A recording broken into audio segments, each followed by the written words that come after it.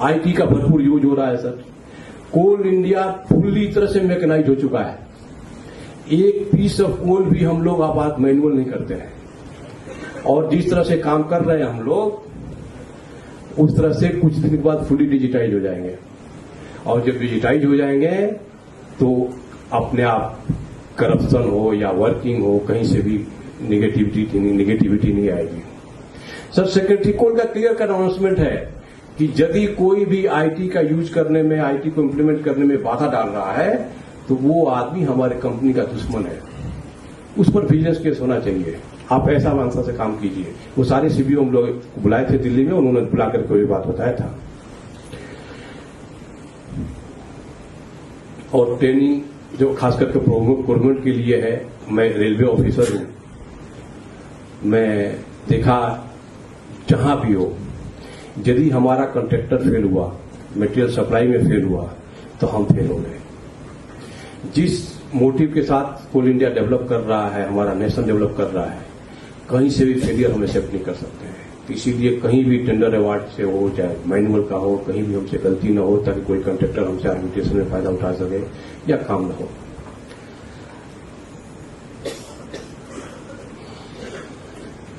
एक और हमने सर रिसेंटली हमने एडवाइस किया है अपने चेयरमैन साहब को कि यदि कोई आदमी ट्रेनिंग नहीं किया है तो उसको सेंसिटिव पोस्ट पे पोस्टिंग नहीं करना है।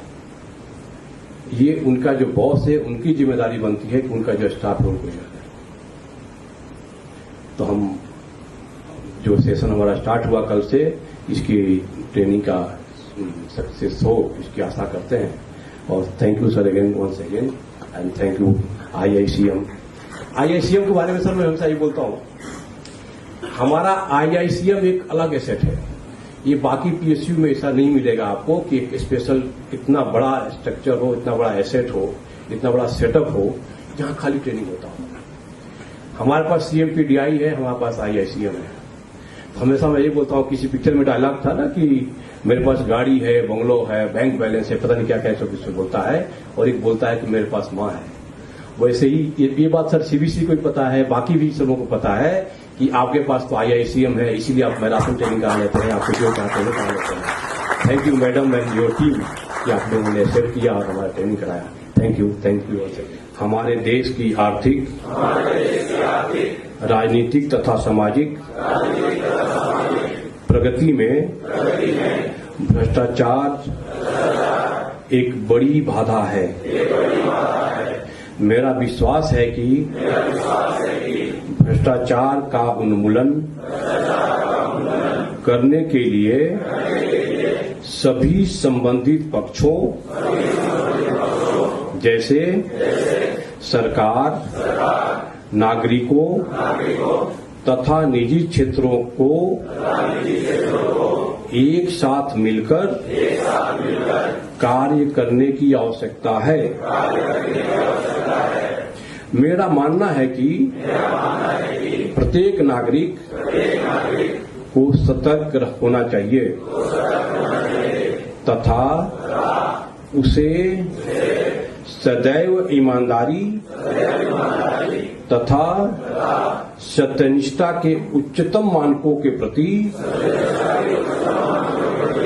वचनबद्ध होना चाहिए तथा भ्रष्टाचार के विरुद्ध संघर्ष में साथ देना चाहिए।